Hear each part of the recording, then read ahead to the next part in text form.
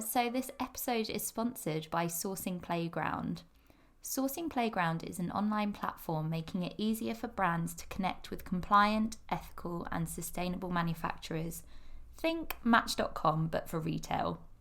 You can post your project for free and let the suppliers come to you. On the platform, you can easily compare quotes and factory profiles to choose the right supplier for your brand.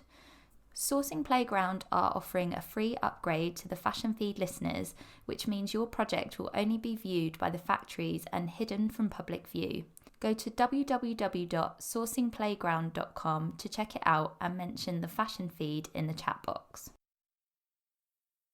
Hi everyone, and welcome to episode 13 of the Fashion Feed podcast. This is actually a slightly different episode where it's just going to be me. I say just, I need to start taking just out of all my vocabulary because it's not just me, it's me. I'm going to be talking about a lesson that I've learnt for each job I've had so far in the industry. So I'm going to be talking through my career and telling you a little bit about what I did at each place, but most importantly, the lesson I learned in each business. I think one of the main things that I can contribute to brands when I'm consulting is that I've worked across such a breadth of different brands, but also across buying and supplying. I think a lot of consultants kind of have this one way of working, and it's like, I'm going to teach you this tried and tested method and you can implement it into your business. But actually, there's so many different ways of running a business that I want to be able to share all of them with you, I guess, which is kind of impossible to do in, I don't know even know how long this is going to be, but I'll try and keep it quite brief. I know on Instagram when I did some polls, a lot of you voted for single episodes with me. Notice I didn't say just. And so I might as well crack on. I was like, I need to tell you my story, need to tell you this, need to tell you that. You probably know it already that I used to work in fashion buying. And before that, I would say probably from the age of 4, I always knew that I wanted to work in fashion. And I consider myself very lucky to be one of those people, because I know a lot of people kind of get to the age of like 30, 40 and they still don't know what they want to do. But I do have a theory that sometimes you do know what you want to do. It's just that you've kind of suppressed it or it scares you. So luckily I had a lot of support from my family that they said, take your creativity seriously and just go for it, basically. So I went to, you might be able to tell from my voice that I went to quite a posh girls' school, and they whipped out every other part of my accent. So it was highly academic and they pushed you really hard. And I remember in my last year, they said, when you go to university, you will blah, blah, blah. And I was like, I don't even know if I want to go to university. Like, what the hell am I going to study? I can't study maths and I can't study English and I can't draw. So I couldn't even go to art college. So I was like, well, you know, I'm going to have to do something. Let's do some research. And I stumbled across a course that was fashion retail buying, and you only needed 2 C's and a really good portfolio to get in. And one day, so I applied, got the interview, got accepted, and my headmistress pulled me into her office and she said, have a think about the kind of people you're going to be mixing with if you only need 2 C's to get into university. And I was like, what? What do you mean, you know? And she was basically saying, these people are going to be beneath you. They're going to be thick. They're going to be this. And I literally could not believe my ears. I went home and told my mum, and she told me to shove it up her ass, basically, and go anyway, which I did. And I met some of my bestest, closest friends whilst I was there. And obviously ever since, I've only ever pretty much surrounded myself with creative people, and that's where I thrive. So yeah, 2 fingers up to that. Then moving on to university, I was thinking about what I learnt at university, and by no means was I a party animal. Like, I used to come home every weekend because I was in a long distance relationship. I still am. I'm still with that same guy, but we happen to live together now with a cat. So I was thinking, what did I learn? Like, pretty much all I learned at uni was how to cook spaghetti bolognese. And I was like, no, I can't say just that. But what I think I learned was the importance of work experience. So throughout the summer holidays, I went and worked at ASOS, and I wasn't even in the buying team. I was working in the PR and marketing team. And if you go back a couple of episodes to the one with Jason Nelson, who's the e-commerce director, he was the guy that got me my work experience in the summer holidays of uni. I can guarantee without a doubt that I learned more on those 4 weeks of work experience pretty much than all I did my 3 years at uni. So if you can see any of those courses that are condensed into a year, I would 100% do that again. I remember some weeks all I did was 2 hours of lectures and I just didn't even know what to do with myself. So that was not great. And the lesson was the importance of work experience. And from even now, when I'm hiring people, I always look to see if they've got work experience, because it kind of shows a little bit of self-drive and motivation. And I know it is a privileged thing to be able to do, because the pay is pretty shit. But there are companies such as FYI, which is Find Your Intern, who offer paid internships now, and I guarantee that you will learn more in those weeks. I think it's the phrase, you learn more in an hour on the job than you would a year thinking about it or learning about it, and I completely agree. So at school, I learned how to take my creativity seriously. At uni, I learned the importance of work experience. I also had a job in the Christmas holidays working at Hugo Boss, which I thought I'd just chuck in there because the thing that I learned when I was there was about really good management skills.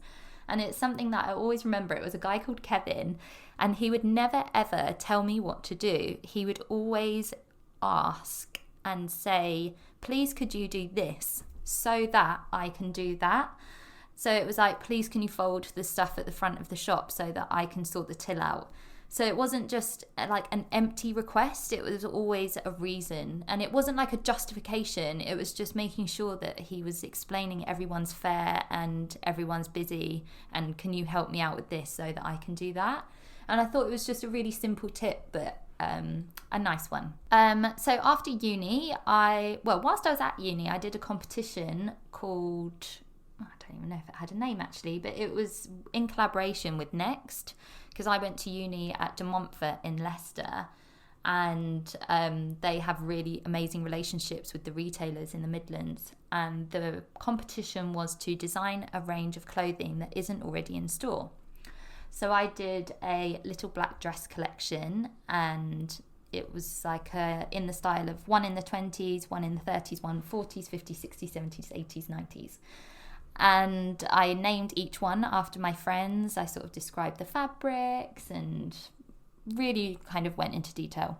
Anyway, I won this competition and the prize was for work experience, but the buying manager at the time said, I actually really need somebody to come and help me out on the women's wear wovens team. Do you want the job? And I was like, yeah, why not? Because going back to uni, I was in a long distance relationship and I'd sort of promised my boyfriend that I was going to come home.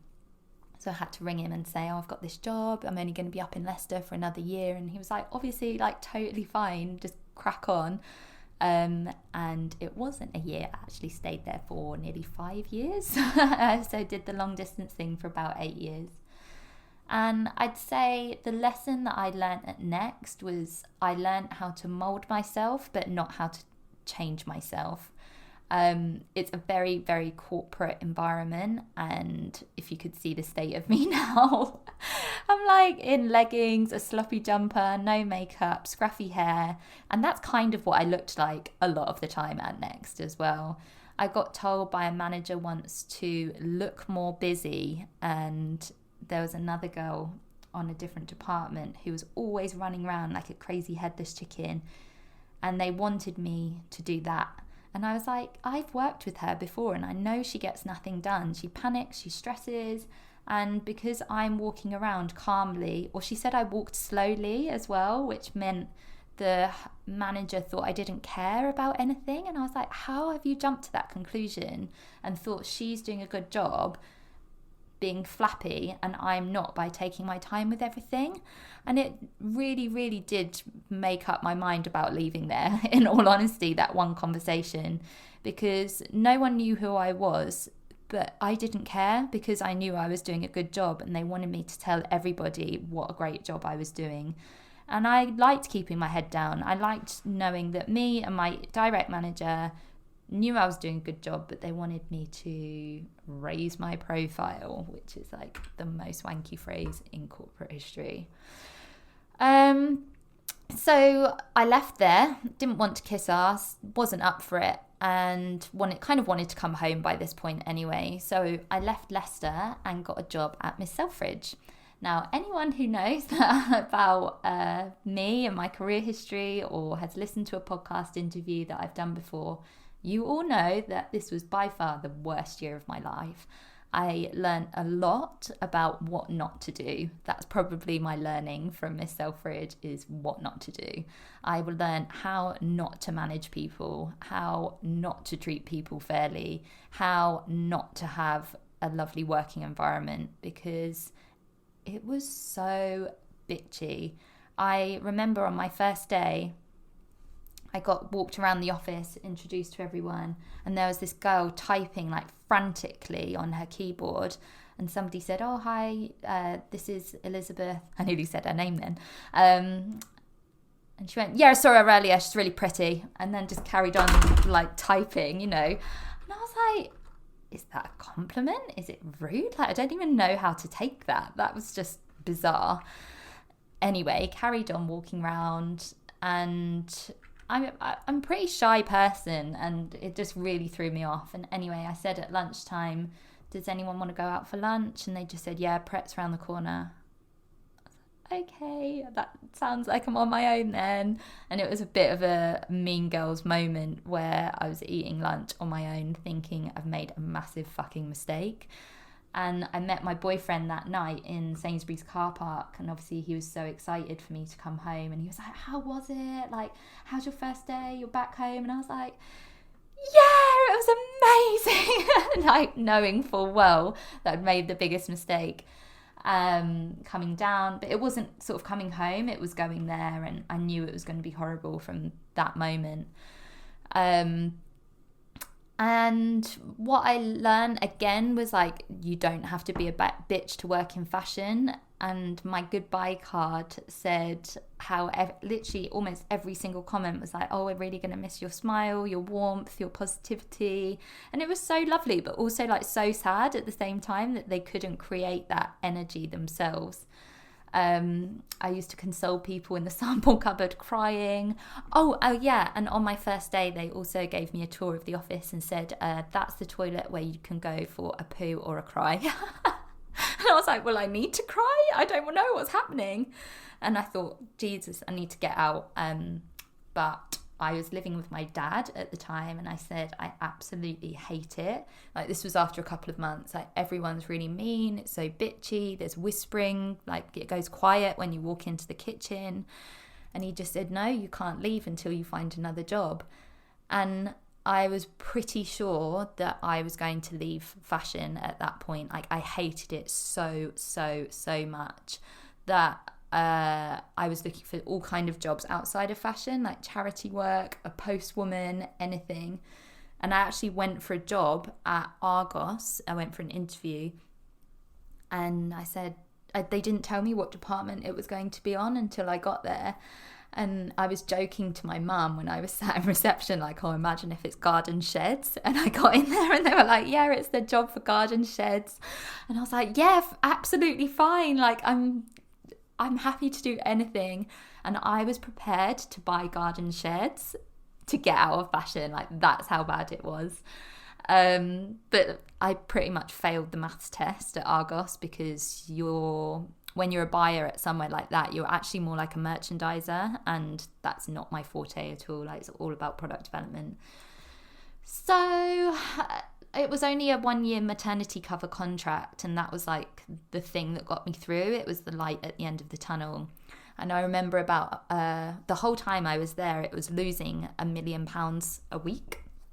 So I remember the finance director said that they need to make £3 million a week for it to break even, but every week the sales came through and it was 2 million. So they were like hemorrhaging £1 million a week. So I knew that the money and cash flow situation in the business wasn't great, but HR pulled me in towards the end of my year contract and said, I'm really sorry, the woman that you replaced on maternity is coming back and we just don't have the money to keep you on. And I was like, yeah, fine. And they were like, what? I was like, yeah, what? Fine, I'll go. Don't worry about it. And they were like, it means you won't have a job. And I was like, yep, absolutely fine. And she was like, are you okay? And I was like, I'm not entirely sure, to be honest, but I know that I need to leave here. And they said they'd be completely flexible with me going to interviews and stuff. So I went to an interview at ASOS. So just as a recap, what I learned from Miss Selfridge was what not to do, and you don't have to be a bitch to work in fashion. So whilst I was still working there, they were being super flexible with my time and said I could have this interview at ASOS, could have the time off work. And I went in feeling fine, but I didn't get it because they said I wasn't ready and didn't think I could cope. And oh my God, was that a punch in the stomach and a fucking like wake up call, basically. It gave me a rocket up my ass and realised how much oh my God, I've got like goosebumps talking about it. Like realised how much I'd been held back, but also pushed back. Like I had actually rewound my career whilst being at Miss Selfridge, and I was so annoyed about it. And I thought, God, ASOS would have been the dream job. I mean, you just never know, but in my head at the time it was, and I was so angry that they dented my confidence so much that I failed the interview. But what wasn't meant to be, obviously, and I got a job at Georgia Asda, which doesn't sound so glamorous, but I can pretty much say that the frumpier the brand, the nicer the people. And that is not by no means fact, it's just in my experience. And it was actually a much needed break away from women's wear. I managed a £50 million, that's right, 50 million pound department for boys wear, their jersey wear department, aged 4 to 14. So anything that was stretchy in Asda, in that age range, I had a input into it. I was like managing the sign-offs, I was presenting, and it really, really did build up my confidence again working there. The people were lovely. Like I'm still in touch with, we've still got a WhatsApp group from when I was there as a team, even though one person lives in Germany, one person lives in Ireland, like we're all still in touch. And it's very rare that you get that like dream team working together, but I really am so grateful that I worked there at that time. And because we all worked so well together, the merchandise and the buying was so in line that they could pretty much give us a shopping list that broke down that £50 million as to what to buy. So they would say you need to buy like 30 t-shirts, 10 of them need to be short sleeve, 10 of them need to be long sleeve, and 10 of them need to be like some whatever you like. And then they would say you need this many sweatshirts, like this percentage of it needs to be grey and this percentage of it needs to be whatever. You need to cover off the last year's bestsellers, but half of it needs to be new. And they would literally take that £50 million and break it down into categories, units, quantities, store gradings, and it just made buying so much easier because you almost had like a template and a shopping list to go away and buy the product. And it also made it very easy to gauge like how much you need to buy from far away, i.e. like China, India, Bangladesh, and how much you can buy closer to home. Because the further away you go, the cheaper it is, but you have to have more time to be able to buy it because it's going to take longer to make it and come over on a boat. So you might need to be buying that product 20 to 30 weeks outside of your launch. And 20 to 30 weeks outside of your launch, you don't really know what's on trend. You don't know, have much of a gauge on how people are reacting live, what's selling, what your customers liking. And so you've got to make a bit of an educated guess.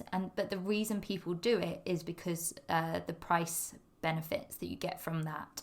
So that's why people go further away overseas. But I'd say, I think 60% of it we bought further overseas, and 40% we bought either in the UK or in Europe. So you pay a higher price, but you can trade a lot quicker. So if something sells out, you're able to then repeat it and get it back in stock a lot quicker. So yeah, that goes into a bit more detail about buying, but what I learned from Asda was how to work to a really effective shopping list and budget our money really well. So as you can tell from my gushing about buying at Asda, I loved my job there. Like, my emails were about dinosaurs and sloths and Frankensteins and blues and greens and skulls and blood and everything. And it was like my inbox was an absolute joke, like when you read through all the subject titles. And I loved it. I loved the people. I loved the commute. Like, it was so easy. And I probably could have stayed there for a really long time. But one of my suppliers got in touch with me and said he was looking for somebody, and I sprang to mind, like, do I want to come and meet him? And I was like, no, I'm completely happy. I have had such a dreadful experience in London. I don't want to come back. And he was like, listen, just come and meet me. Let's come and have a chat. We always got on really well. Come and speak to me. And I was like, okay, fine. And I was on the beach. I was on holiday when I got the message, and my boyfriend was like, he sounds a little bit desperate. So if you're happy and he's desperate, you've got the bargaining power. And I was like, yeah, you're right, actually. So I went to go and meet him for a drink in King's Cross, and he was telling me about the job and told me how much it paid. And I was like, oh, okay. And he pretty much persuaded me to go back to London. And my title was design manager, but really it was kind of like account manager, sales manager, whatever you want to call it. And my job was to manage the River Island account and work with all the buyers on the different areas and sell them 10,000 units of product a week. Like, that was it. He just said, off you go. You've been a buyer, you know what buyers like, you know what they don't like. Don't call them on a Monday because they've got trade. You know that they need their samples on time for sign off. You know what kind of prices they need. Like, I don't need to train you. You know it all. You're just doing it from the other side. So rather than buying the product, you're selling them the product. Like, cool. Okay. So I was like the middle woman between the factory and the retailer. So the buyer would brief me with what they want to get, and then I would work with my designers in-house to put together a range that they could buy. And then once those designs were approved, I would place the order with the factory and sell it back to the retailer with their label in it. A lot of people think retailers like River Island would have everything designed in-house, but that's just simply not true. They don't have the capacity for it, and they become very insular if they do that. What they need to do is to be able to work with suppliers who have all different accounts, different handwritings, lots of information about what the market's doing, and kind of give them a very varied approach to design. So that's kind of like why somebody would work with a supplier. And the thing that I learned there was how to manage my time, pretty much. I was more or less not like a freelancer, but I reported into the owner of the business, and he said, I mean, this is what working as a supplier is like. And he didn't say it word for word, but the vibe that you get is you sell 10,000 units a week and you get paid. You don't, you get sacked. And that is it. So you pretty much had to sell the stuff. You had to go out and organise the meetings, make relationships with the buyers, make them like you, make them trust you, make them understand who you are, give them a really amazing service. And if your diary is empty, you have to go out and fill it. If your sales are poor, you need to figure out why your sales are poor and fix it. And it was actually amazing practice run at running my own business, because I meet a lot of freelancers now and they say, I don't know how to manage my time, my diary's empty, what am I going to put in it, nobody's telling me what to do, nobody's like kicking me up the arse, I don't have a manager to account to. And I was just like, I'm actually fine, like, without sounding like a dick, like. And I realized it was because of this training that I'd had at a supplier, that he kind of just dropped me in at the deep end and said, if your diary's empty, fill it, and your target's 10,000 units. And that's kind of how I work now. So if my diary's empty, I'm thinking, what can I do to fill it? Can I go to a networking event? Can I block out my time? Can I get back in touch with some old clients? Can I go through my DMs and see if anyone's shown an interest in what I'm doing? Can I do an IGTV video about sharing some tips? Can I collaborate with somebody? Can I message an influencer to shout me out? And it's like you get very, very creative about how you can put yourself out there. But what I mean by that is actually just tell people what you're doing. So yeah, I think that was incredible experience at learning how to manage my time. Then finally, I worked at New Girl Order, and what I learned there was people all launch a brand from the perspective that they know. And what I mean by that is, if you're a photographer or a stylist and want to start your own fashion brand, you think about the aesthetics of it. You know how it's going to look, you know who's going to model it, you know what the shoot's going to look like. And that's kind of the basis of the brand. If you're a journalist, like PR, in marketing, and want to launch a fashion brand, you know how you're going to sell it. You've got all the contacts, you know how to promote it, and that's the basis of the brand. At New Girl Order, we knew production. We knew how to make the product, we knew how to cost it, we knew how to make it profitable. But I almost had an epiphany one day in a yoga class that knowledge is not out there. So the supplier that I used to work for was a multi-million-pound company that had no website. They didn't need to shout about what they did, because in buying, in supplying, in production, it's so cloak and dagger. There is no information out there because their whole business runs off of word of mouth. So they don't need to shout about it. They don't need to give tutorials to kind of like showcase their skills or anything. Like, you try and Google how a supplier works or like how a retailer works, you might find something very generic, but there's nothing specific. And I put in my WhatsApp group to my girlfriends, like, if you were to start a fashion brand, what would you do? Where would you start? And one replied at Cool Market in London, and one replied Instagram. And I was like, what are you taking to the market? Like, what are you putting on Instagram? And they were like, I had to kind of think about it. And I was like, oh my God, like, I think I've tapped onto something here, that people not all want to start a brand, but the people that want to start a brand may not know about production and sales and marketing. And so I then asked into some Facebook groups, like, this is my experience, does anyone want to speak to me? Is anyone starting a fashion brand? Is anyone stuck with production and prices and negotiations and speaking to factories?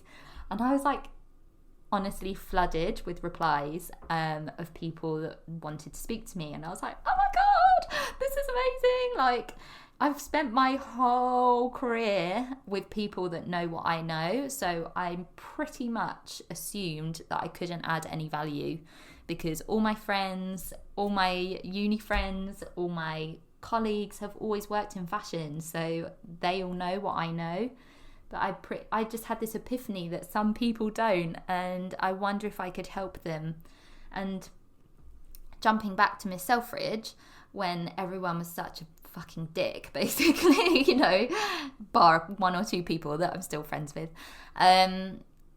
that maybe you don't have to be a bitch to work in fashion. Maybe we can sort of break down that cloak and dagger situation. Maybe I can be this like friendly face in fashion that shares lots of fun advice and tips on how to make it work. When I met these people for free, and they were asking me questions that I knew the answers to, there was one thing that it really built up my confidence, that I could go out on my own and help people. And two, I knew things that they didn't, and within that gap meant that I could charge for it. And I just kind of took the plunge basically and handed in my notice. I think it probably took me about 9 months to build up to handing my notice in. I don't want it to sound like I just did it the next day. It was a whole mental scenario that took a lot of work to step away from a salary.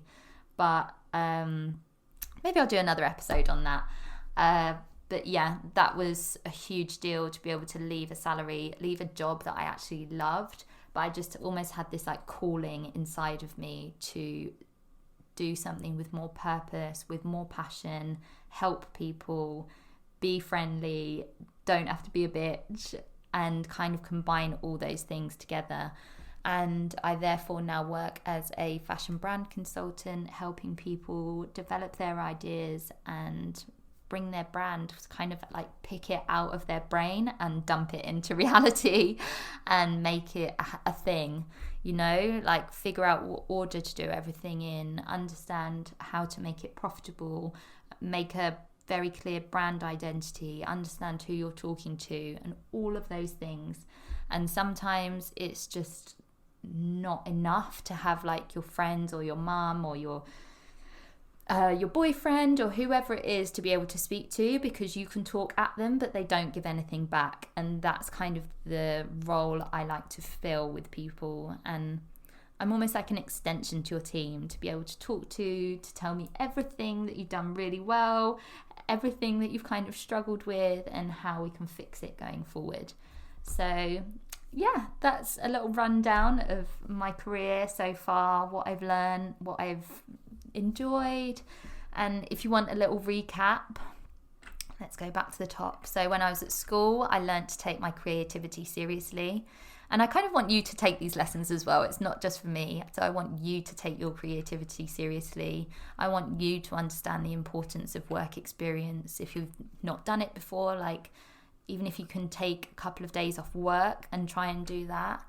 I learned how to be a good manager. So if you ever want somebody to do something for you, ask for something in return. So rather than just ask, see if there's something that you can match, almost like a skill swap, to be able to level it. Learn how to mold yourself, but not to change yourself. So if you don't fit in with a corporate environment, think of something else that you can thrive in. You don't have to be a bitch to work in fashion. That was the next one. And when I was at George, I learned how to budget effectively and create a range to a price point. And then I learned how to fill your diary. So nobody's going to fill it for you when you're self-employed. You've got to go out and do it yourself. And if you need a hand doing that, like, absolutely let me know. And yeah, I would just love to be able to keep in touch with you. If anything has resonated with you, or if I've said anything that doesn't make sense, you don't understand, if I've accidentally used industry jargon, please let me know. And just drop me an email at hi@elizabethstiles.co.uk. And I'm sure this has become a little bit longer than I hoped, but still shorter than a normal episode. If you enjoyed it, please let me know by leaving a review on Apple Podcast, and I'll see you in a fortnight with a new episode.